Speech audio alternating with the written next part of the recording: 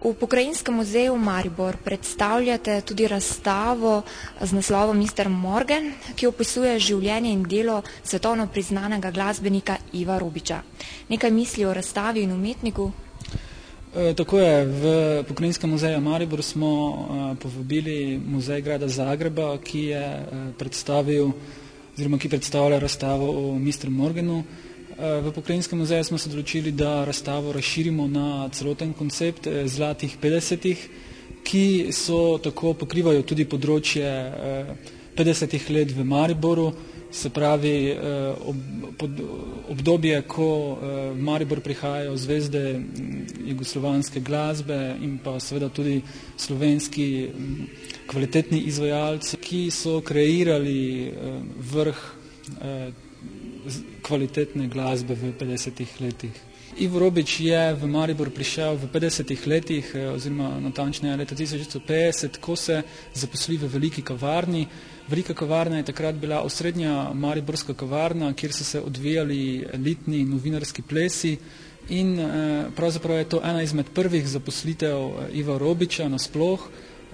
V veliki kavarni prepeva od oktobra do maja, se pravi v tako imenovani zimski plesni sezoni, ko so Mariborčani pravzaprav zaužili samo družabno življenje. Ivo Robič je v poletnem obdobju prepeval v Opatiji na terasi hotela Kvarner, odkoder ga je potem pot zanesla na pota evropske slave. Medtem ko proti koncu 50-ih in potem še v nadaljni poti njegovi življenjski je v Maribor večkrat zahajal, bil pravzaprav ljubljenec občinstva.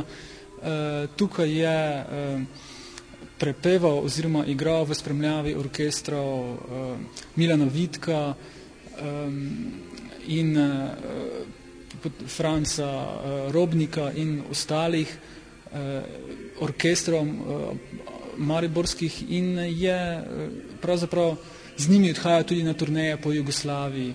Tako da lahko rečemo, da je pravzaprav Ivo Robič vključeval mariborske orkestre v svojo življenjsko pot oziroma na svojo glasbeno kariero. Po eni strani so vplivali tako orkestri na njega, kot tudi on na same orkestre.